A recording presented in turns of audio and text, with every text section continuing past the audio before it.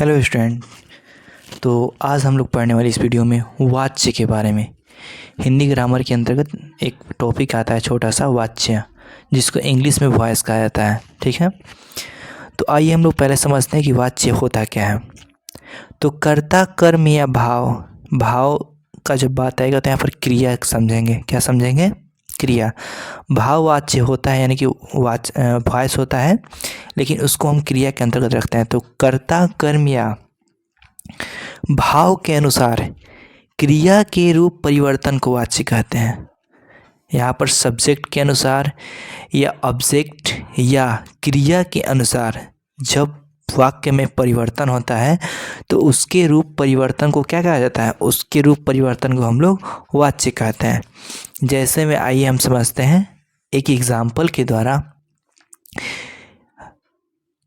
राम रोटी खाता है, यह कर्ता की प्रधानता है, क्योंकि रोटी कौन खा रहा है? तो राम खा रहा है। कौन खा रहा है? राम। राम ने रोटी खाई। राम ने, यहाँ पर राम का जोर जो है वो किस पे है? रोटी पे है। तो रोटी यहाँ पर क्या हो जाएगा? कर्म की प्रधानता हो जाएगी। क्या हो जाएगी? कर्म की प्रधानता। सीता से चला नहीं जाता। सीता से क्या होता है? चला नहीं जाता। इसमें एक भाव छुपा हुआ है। क्या है? भाव। या ऐसे भी समझ सकते हैं कि यहाँ पर सीता को चला नहीं जाता। चलना क्या है? एक क्रिया है, जिसका क्रिया का संबंध किससे है? सीता से, यानी कि सीता से चला नहीं जाता है। ठीक है, और ये परीक्षाओं में बहुत बार वाच्य पूछता है, ज़्यादा नहीं 2-3 नंबर का पूछ लेता है। तो आइए हम लोग समझते हैं कि वाच्य के भेद कितने होते हैं। सबसे पहले हम लोग जानते हैं वाच्य के भेद। तो वाच्य के भेद मुख्यतः 3 होते हैं। पहला होता है कर्तवाच्य, दूसरा होता है कर्मवाच्य, तीसरा होता है भाववाच्य। कर्तुवाच्य को ही एक्टिव वॉइस इंग्लिश में कहा है, कर्मवाच्य को पैसिव वॉइस कहा जाता है। ठीक है, और उसके बाद जो भाववाच्य होता है उसको इम्प्रेशनल वॉइस कहा जाता है। तो सबसे पहले हम लोग पढ़ेंगे कर्तुवाच्य के बारे में। तो कर्ता के अनुसार यदि क्रिया में परिवर्तन हो तो उसे कर्तुवाच्य कहेंगे। क्या कहेंगे? कर्ता के अनुसार यदि क्रिया में परिवर्तन होता है, यानी किसके? सब्जेक्ट के अनुसार, तो उसे कर्तवाच्य कहा जाता है।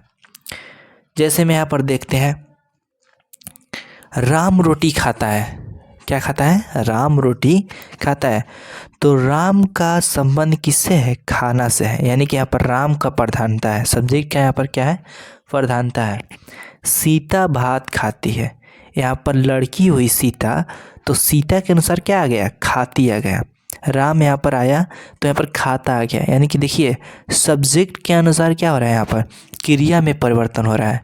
जैसे लड़के संतरे खाते हैं, तो बहुत सारे लड़के हैं, बहुवचन, तो बहुत सारे लड़के के लिए यहाँ पर खाना क्या हो गया? बहुत सारा, यानी कि बहुवचन हो गया। यानी कि देख रहे हैं हम कि जिस प्रकार एक वचन, द्विवचन और बहुवचन का बात हो रहा है, उसी प्रकार यहाँ पर क्रिया का रूप परिवर्तन भी हो रहा है। ठीक है, अब देखिए 2 नंबर हम लोग समझते हैं कर्मवाच्य के बारे में। किसके बारे में? कर्मवाच्य। तो कर्म के अनुसार यदि क्रिया में परिवर्तन हो, किसके अनुसार? कर्म मतलब कि ऑब्जेक्ट। ऑब्जेक्ट के अनुसार यदि क्रिया में परिवर्तन होता है तो उसे कौन सा वाच्य कहते हैं? कर्मवाच्य कहते हैं। अब आइए हम लोग एग्जाम्पल के द्वारा समझते हैं। जैसे यहाँ पर देखिए लिखा है, राम ने रोटी खाई, सीता ने भात खाया, गीता ने संतरे खाए। यहाँ पर सब्जेक्ट से हमको कोई मतलब नहीं। यहाँ पर जो आप रेड लाइन से नीचे रेखा देख रहे हैं, लाइन, ये लाइन या कर्म है, ये सब क्या है? ऑब्जेक्ट है। ठीक है, क्योंकि कर्ता का जिस पे फल पड़ता है वो क्या होता है? कर्म होता है। तो राम ने रोटी खाई, तो उस राम ने खाया का जो फल है वो किस पे पड़ रहा है? रोटी पे। सीता ने भात खाया, तो खाना का जो कर्म है वो किस पे पड़ रहा है? भात पे। तो ये हम देख रहे हैं यहाँ पे कि जो ऑब्जेक्ट है, ऑब्जेक्ट के अनुसार जो क्रिया का रूप है परिवर्तन हो रहा है। राम ने रोटी खाई, रोटी यहाँ पर स्त्रीलिंग है तो खाए भी क्या हो गया? स्त्रीलिंग। भात, सीता ने भात खाया, भात यहाँ पर पुल्लिंग, तो क्रिया भी क्या हो गया? पुल्लिंग। संतरे बहुत सारे हैं, यानी बहुवचन, तो यहाँ पर खाए भी क्या हो गया? बहुवचन। यानी कि यहाँ पर आप देख रहे हैं कि हम लोग को कर्म यानी कर्ता से कोई मतलब नहीं है। मतलब किससे है? कर्म से है। कर्म चेंज होगा तो हम लोग का क्रिया क्या होगा? परिवर्तन होगा। यानी कि कर्म के अनुसार जिस क्रिया में परिवर्तन होता है उसे कर्मवाच्य कहते हैं। अब देखिए यहाँ पर एक टॉपिक है, कर्म के अनुसार क्रिया। कर्मवाच्य। ठीक है, कर्म के अनुसार क्रिया जो परिवर्तन होता है उसे क्या कहते हैं, कर्मवाच्य। ट्रिक है, ठीक है, मैं आपको लास्ट में एक ट्रिक बताऊंगा जिससे आप वाच्य समझ पाएंगे एक शब्द में। यहाँ पर देखिए भाववाच्य, भाव यानी क्रिया के अनुसार यदि क्रिया में परिवर्तन हो तो उसे भाववाच्य कहते हैं।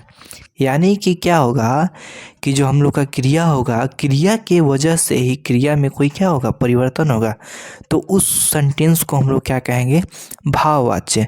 ठीक है, एग्ज़ाम में पूछता है, भाववाच्य जो है बहुत ही इम्पोर्टेंट माना जाता है क्योंकि इसमें थोड़ा सा घुमाया है, और जहाँ पे क्वेश्चन या कुछ भी जो टॉपिक होता है थोड़ा सा घुमाता है तो उसके अनुसार क्या होता है, ये जो हम लोग का परीक्षा में है वो पूछने लगता है। अब देखिए यहाँ पर समझते हैं हम लोग एग्जाम्पल के द्वारा। राम से या राम द्वारा चली नहीं जाती, सॉरी चला नहीं जाता, चला नहीं जाता। यहाँ पर राम से चला नहीं जाता, राम द्वारा चला नहीं जाता।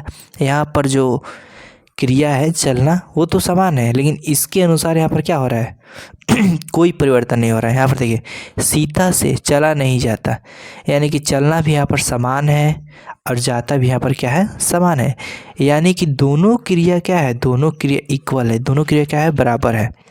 यहाँ पर चेंज होता तो यहाँ पर भी चेंज होता।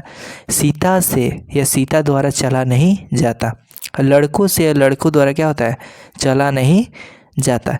यानी कि हम लोग का सब्जेक्ट जो है वो कुछ भी चेंज करे या कैसे भी चेंज करे उसको हमको मतलब नहीं है।